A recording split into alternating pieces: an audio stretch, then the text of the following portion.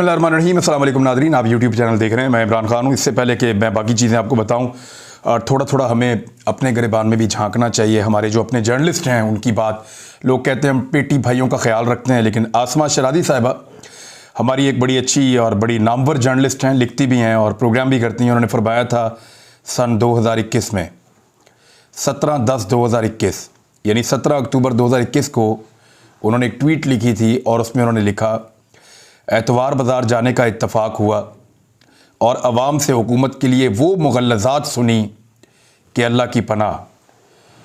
अब ये ट्वीट इनका तबका है, आजकल बड़ा वायरल हो रहा है, तो मैंने कहा मैं भी आपको बता दूं। लगता है कि अब एतवार बाज़ार नहीं जाना पड़ता, क्योंकि अब तो एतवार बाज़ार के अंदर जाना जो है वो अगर जाएंगी तो लोग सिर्फ़ हुकूमत को बुरा भला नहीं कहेंगे, बल्कि लोग अब पूछेंगे कि आपने किया क्या। और इस रिजीम चेंज ऑपरेशन में अब आप बात क्यों नहीं करते महंगाई के बारे में।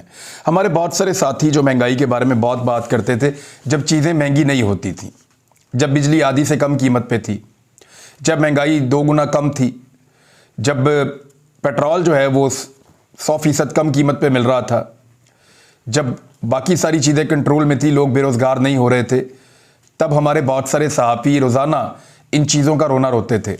लेकिन आज जब हर चीज़ तबाह बर्बाद कर दी गई है तो हमारे सहाफ़ी इसके ऊपर बात नहीं करते, उस पर बात करना ही नहीं चाहते।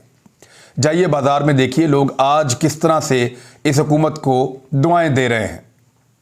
देखिए और देखकर लोगों को बताइए, क्योंकि आपकी ज़िम्मेदारी सिर्फ एक पार्टी तक महदूद नहीं रहती।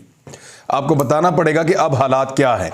अगर ये पहले से बुरे हैं तो इनको पहले से बुरा बताना पड़ेगा। फवाद चौधरी साहब ने एक अनाउंसमेंट की है और ये तारीख है पंजाब और खैबर पख्तूनख्वा की असम्बलियां टूटने की। इमरान खान साहब ने एक बड़ी डिटेल्ड आज प्रेस कॉन्फ्रेंस की है, उसकी कुछ चीज़ें मैं अभी आपके साथ शेयर करूंगा, कुछ चीज़ें आपके साथ बाद में शेयर करूंगा। लेकिन इमरान खान साहब ने जो एक ट्वीट की है ना वो बड़ी कमाल है, क्योंकि उसका आगाज़ होता है नबी अकरम सल्लल्लाहु अलैहि वसल्लम की एक हदीस मुबारका से। मैं वहाँ पे आता हूँ, लेकिन फवाद चौधरी साहब क्या कह रहे हैं कि उन्होंने कहा कि इम्पोर्टेड हुकूमत के अकाबरीन इलेक्शन नहीं चाहते, लेकिन मुल्क कैसे चलाना है इन्हें कोई पता नहीं है। सिर्फ वजीर बनाना और बैरूनी दौरे करने से मुल्क नहीं चलते। वैसे इन हुक्मरानों ने जितने बैरूनी दौरे किए हैं पाकिस्तान की तारीख में इतनी स्पीडें किसी ने नहीं मारी। बिलावल तो पाकिस्तान के दौरे पे आते हैं कभी कभी, कभी यहाँ कभी वहाँ कभी वहाँ। वो सारी चीज़ें जो पाकिस्तान दुनिया के साथ पहले ही कर चुका है, उन सारी चीज़ों को दोबारा देख कर अपना एक्सपोजर बढ़ा के बिलावल अनाउंस कर देते हैं कि मैंने पहली दफ़ा किया। कोई उन्हें कह देता है और वो भी कह देते हैं मैंने पहली दफ़ा किया। हालांकि वो सब कुछ पाकिस्तान में बहुत लंबे अरसे से होता चला जा रहा है। एक बिलावल को बेवकूफ़ बना रहे हैं लोग और वो लोगों को बनाने की कोशिश करते हैं, तो ऐसा होगा नहीं। और शहबाज शरीफ ने भी एक तारीखी नौयत के दौरे किए हैं पाकिस्तान से बाहर जाकर। उन्होंने कहा जी कि सिर्फ वजीर बनाने से या बैरूनी दौरे करने से पाकिस्तान नहीं चलेगा, मुल्क नहीं चलते। ये एक पेचीदा और मुश्किल काम होता है जिसकी अहलियत इन हुक्मरानों में नहीं है। देखिए, मैं अहलियत के बारे में तो ये कहता हूँ कि अहलियत इनमें हो सकती है, लेकिन जिस तरह का ये भानमती का कुंबा बना हुआ है, जिस तरह की ये खिचड़ी पकी हुई है, एक दूसरे के साथ इनके नज़रियात नहीं मिलते, सोच नहीं मिलती, फिक्र नहीं मिलती, शक्लें नहीं मिलती, तो वो कैसे मिलकर हुकूमत चला सकते हैं। हम आंगी होना बहुत ज़रूरी है, तो ये नहीं चला सकेंगे। लेकिन फवाद चौधरी हैं, वो कह रहे हैं जिसकी अहलियत इन हुक्मरानों में नहीं है। पाकिस्तान को सियासी इस्तेहकाम की ज़रूरत है और ये मुस्तहकम हुकूमत के बगैर मुमकिन नहीं है। PDM 20 दिसंबर तक आम इंतखाबात का फार्मूला अगर नहीं लेकर आती तो पंजाब और खैबर पख्तूनख्वा असम्बलियाँ तोड़ दी जाएंगी। मैंने आपसे पहले कहा था कि 15 से 25 दिसंबर के दरमियान ये असम्बलियाँ टूट सकती हैं, जबकि इमरान खान साहब ने कहा है कि दिसंबर के महीने में वो इन असम्बलियों को तोड़ देंगे। पंजाब खैबर पख्तूनख्वा में 20 मार्च से पहले आम इंतखाबात का अमल मुकम्मल होगा। असम्बलियों को तोड़ने के लिए तमाम इत्तेहादियों का मुकम्मल एतमाद हासिल है। अब इमरान खान साहब को जो उनके लोग मशवरा दे रहे हैं या जो लोग डराने वाले हैं, वो ये कह रहे हैं कि जब आप असम्बलियाँ तहलील कर देंगे तो अपोजिशन आपके साथ बैठकर इन 2 सूबों में निगरान हुकूमत नहीं बनाएगी। वो कोशिश करेंगे कि निगरान हुकूमत आपके साथ मिलकर ना बनाएं और ये मामला इलेक्शन कमीशन ऑफ पाकिस्तान के पास चला जाए। और जब ये मामला इलेक्शन कमीशन ऑफ पाकिस्तान के पास चला जाएगा तो फिर वो एक निगरान हुकूमत बनाएंगे, और वैसी निगरान हुकूमत बनाएंगे जैसी एस्टैब्लिशमेंट चाहेगी या जैसी PDM की जमातें चाहेंगी, और एक ऐसी हुकूमत जिसमें इमरान खान साहब की राय भी शामिल नहीं होगी वो धांधली के लिए पूरा रोल प्ले करेगी, मुकदमात दर्ज करेगी, पाकिस्तान तहरीक इंसाफ के लिए ज़मीन को तंग करने की कोशिश करेगी। तो अपने आईजीज़ लगाए जाएंगे, ऑफिसर्स की तैनातियाँ की जाएंगी, निगरान हुकूमत अपनी मर्जी की बनाई जाएगी और उसके ज़रिए से इमरान खान साहब को दबाने की भरपूर कोशिश की जाएगी। लेकिन इमरान खान साहब ये कह रहे हैं कि तरीका सिर्फ एक ही है कि आप हमें पहले इंतखाबात की तारीख दें। यानी इमरान खान साहब बड़ा साफ एक बात कहते हैं और वो बार बार कहते हैं और कहते चले जा रहे हैं कि अगर आपने हमारे साथ मुज़ाकरात करना है या आगे बढ़ना है तो पहले इंतखाबात की तारीख दीजिए। इंतखाबात की तारीख देंगे तो फिर हम आगे बढ़ेंगे, इसके अलावा नहीं बढ़ेंगे। हुकूमत ने कुछ चीज़ें सामने रखी हैं इमरान खान साहब के, लेकिन इसके बावजूद इमरान खान साहब का यह कहना है कि ठीक है, जिस तरह के मुज़ाकरात चाहते हैं वो हम करने के लिए तैयार हैं, लेकिन इसका आगाज़ तब होगा जब मौजूदा हुकूमत हमें तारीख देगी इंतखाबात की कि इस तारीख को पाकिस्तान में इंतखाबात हो जाएंगे और उसका ये मैकेनिज्म होगा, तो उसके बाद फिर हम आगे बढ़ने के लिए इमरान खान साहब के साथ चल सकते हैं। अब नवाज शरीफ साहब ने एक शिकवा किया है और उन्होंने कहा कि इमरान खान के और मेरे दौर का मुवाजना कर लें कि कौन सी चीज़ें कितनी बेहतर थी मेरे दौर में और इमरान खान साहब के दौर में कौन सी चीज़ें कितनी बेहतर थीं। तो ज़रा मैं आपको बता देता हूँ, 2018 में नवाज शरीफ साहब का इक़्तिदार ख़त्म हो रहा था, 2022 में इमरान खान साहब का इक़्तिदार ख़त्म हो रहा था।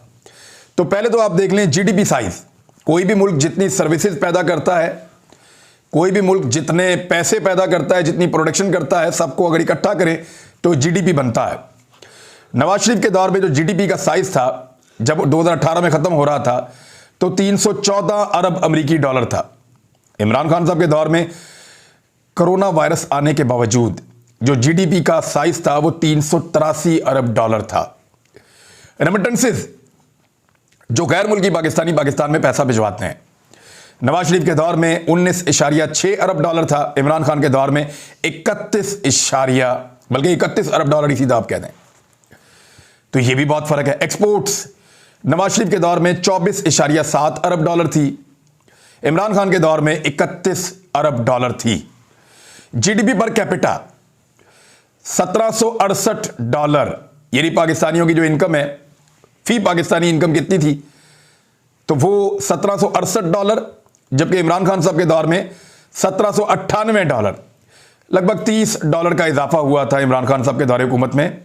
कोरोना के बावजूद करंट अकाउंट डेफिसिट, जो करंट अकाउंट डेफिसिट होता है कि आपका जो मुल्क खसारे में जा रहा होता है वो कितना खसारे में जा रहा है, नवाज शरीफ साहब छोड़कर गए थे। जीडीपी के हवाले से बताया जा रहा है, ये जीडीपी के हवाले से करंट अकाउंट डेफिसिट है, ये 5.8% था जीडीपी का, और इमरान खान साहब के दौर में जीडीपी भी बहुत बढ़ गई और खसारा कम हुआ और यह 4% रह गया।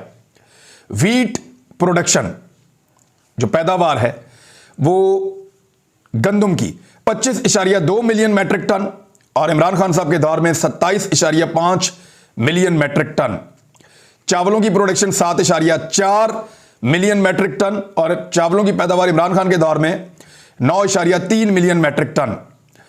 और जो बाकी चीज़ें हैं उनमें भी इसी तरह इजाफा हो रहा था। ख़ास तौर पे अगर आप देखें तो शुगर की जो पैदावार है, शुगर केन गन्ने की, वो 83.3 million metric ton Nawaz Sharif छोड़कर गए थे, 88.8 million metric ton Imran Khan साहब छोड़कर गए थे।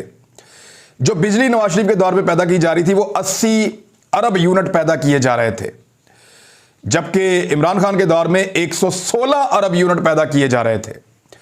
अब आप ये अंदाजा कर लीजिएगा, कोई एक बड़ा डैम नवाज शरीफ साहब ने नहीं बनाया अपने दौरे हुकूमत में, आगाज भी नहीं किया, और 6 बड़े डैम इमरान खान साहब ने अपने दौरे हुकूमत में आगाज किए।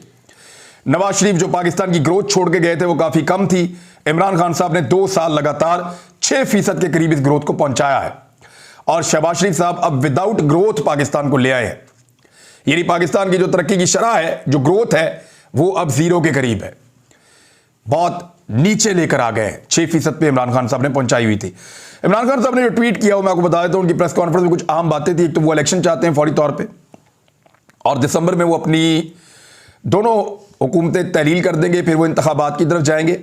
लेकिन एस्टेब्लिशमेंट ने नवाज शरीफ साहब से एक वादा किया कि वो इमरान खान को नाअहल करवाएंगे, और आने वाले दिन बड़े अहम हैं, इनमें इमरान खान साहब को नाअहल किया जा सकता है। लेकिन इसका फायदा क्या होगा? इमरान खान साहब इलेक्शन जीतेंगे, अपना वजीर-ए-आज़म बनाएंगे, अपना वजीर-ए-आज़म बनाएंगे और फिर निज़ाम को वो चलाएंगे। और फिर जब वो खुद वजीर-ए-आज़म नहीं होंगे तो अंदाजा कीजिए कि वो कितने ताकतवर होंगे। और बहुत सारी चीज़ें हैं, यानी वजीर-ए-आज़म होना ज़रूरी नहीं है, ज़रूरी ये है कि आपकी पार्टी की हुकूमत हो और आपकी पॉलिसीज़ वो हुकूमत चलाए। तो इमरान खान साहब ऐसे भी चला सकते हैं, लेकिन अगर उनको 2/3 अक्सरियत मिलेगी तो वो पाकिस्तान के आइन में तरमीम भी कर सकते हैं। इस बात को भी आप जहन में रखिएगा। इमरान खान साहब ने कहा कि अगर कोई ये समझना चाहता है कि पाकिस्तान की मईशत तबाही के नरगे में क्यों आई है, तो सिर्फ 2 वाक़यात हैं, उसके लिए काफ़ी है, समझ आ जाएगी। 75 साल सेनेटर आदम सवाती को ज़ेरे हिरासत तशद्दुद का निशाना बनाया गया, उन्हें उनके पोते पोतियों के सामने मारा पीटा गया, एक हिस्से को उनके घर के गिरा दिया गया और जबरन ताले लगा दिए गए और कवानीन को मुकम्मल तौर पर नज़रअंदाज कर दिया गया। हमारे दस्तूर में फराहम करदा बुनियादी इंसानी हकूक को पूरी तरह पामाल कर दिया गया और दर्जनों मुकदमात दर्ज करवा दिए गए। एक सूबे से दूसरे सूबे में घसीटा जा रहा है और यह सिलसिला जारी है।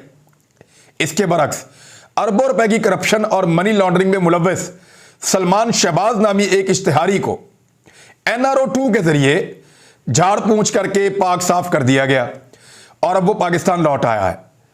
रसूल अकरम सल्लल्लाहु अलैहि वसल्लम की वो हदीस मुबारका हर किसी के पेश नज़र रहनी चाहिए, जिसमें उन्होंने तंबीह की थी कि नाइंसाफ़ी कैसे कौमों को तबाही से दो चार करती है। नबी अकरम सल्लल्लाहु अलैहि वसल्लम ने फरमाया, तुमसे पहली कौमें इसलिए बर्बाद हुई जब उनका कोई बड़ा जुर्म करता तो उसे छोड़ दिया जाता और जब कोई मामूली आदमी जुर्म करता तो उसे सज़ा दी जाती। तो ये इस वक्त का एक पैटर्न पाकिस्तान के अंदर हम लगातार देख रहे हैं। चौधरी सालिक हुसैन ने मुलाकात की है नवाज शरीफ साहब से और अब चौधरी शुजात हुसैन का नवाज शरीफ से मुलाकात के लिए लंदन जाने का इम्कान सामने आ रहा है। हो सकता है कि आने वाले दिनों में वो लंदन जाएं और जाकर मियां मोहम्मद नवाज शरीफ साहब से मुलाकात करें। इससे पहले उनका पैगाम नवाज शरीफ साहब को पहुंचाया गया है। अब मामला यह है कि अगर नून लीग पंजाब में इंतखाबात में जाती है और खैबर पख्तूनख्वा में इंतखाबात में जाती है तो तमाम सर्वे ये बता रहे हैं कि बहुत बुरी तरह पिटेगी और बहुत बुरी तरह इलेक्शन हार जाएगी। पंजाब में PTI अपनी हुकूमत बना लेगी और खैबर पख्तूनख्वा में भी बना लेगी और उसके बाद अगर जनरल इलेक्शन होते हैं, यानी सिंध में इलेक्शन जाते हैं, तो फिर इमरान खान पूरी ताकत के साथ सिंध में घुसेंगे और पंजाब के अंदर उनकी पहले ही हुकूमत होगी, खैबर पख्तूनख्वा में भी होगी, तो सिंध में जरदारी साहब का इक़्तिदार खतरे में पड़ जाएगा। तो वो जो एक सूबा बचने का इम्कान और उम्मीद बाकी है PDM की जमातों को, वो भी छिन सकता है गलत हिकमत अमली के नतीजे में।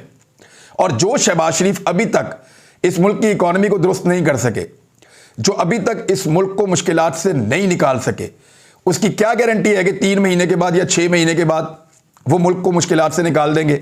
तो इमरान खान साहब ने ये चंद रिस्क लेने का फैसला किया है। एक रिस्क वो ये लेने जा रहे हैं कि असम्बलियां तोड़ दो, अगर कोई मुखालिफ निगरान हुकूमतें भी बन जाती हैं तो बन जाए, मुकाबला करेंगे, नंबर 1। नंबर 2 रिस्क वो ये लेने जा रहे हैं कि अगर उनके खिलाफ इंतकामी कार्रवाइयां होती हैं, FIRs होती हैं, उनके कारकुनों को उनको हरासा किया जाता है इलेक्शंस के दौरान भी, तो वो उसको भी बर्दाश्त करेंगे, उनका भी सामना करेंगे। एक रिस्क वो ये लेने जा रहे हैं कि अगर वफाकी हुकूमत तारीख नहीं देती इंतखाबात की और सिर्फ आधे मुल्क में इंतखाब हो जाता है 66% पाकिस्तान में, तो वो उसके लिए भी तैयार है। तो ये इमरान खान साहब ने बड़े रिस्क लेने का फैसला किया है और इसमें एक रिस्क बड़ा ये भी है कि उनको नाअहल किया जा सकता है, क्योंकि एस्टेब्लिशमेंट ने नवाज शरीफ साहब से वादा किया हुआ है कि अगर आप हमारा साथ देंगे तो हम इमरान खान को नाअहल करके आपके लिए गुंजाइश पैदा करवाएंगे पाकिस्तान में। और आप देख रहे हैं कि माहौल वैसा ही बन रहा है। सलमान शहबाज की दंदनाते हुए पाकिस्तान वापसी, उनका फूलों के साथ इस्तकबाल जो उनके वालिद गिरामी ने किया, जिस तरह उनको प्रोटोकॉल मिला एयरपोर्ट के ऊपर, जैसे वो पूरी दुनिया में अपने वालिद के साथ दौरों के ऊपर जाते थे, ये सारी चीज़ें बता रही हैं कि एस्टेब्लिशमेंट ने बड़ा रूम क्रिएट किया है। और अब तो खबर ये भी आ रही है कि उनको निकालने के लिए जनरल कमर जावेद बाजवा साहब ने टिकट तक फराहम किया था कि पाकिस्तान से निकल जाओ, आपके लिए हालात मुश्किल हो जाएंगे।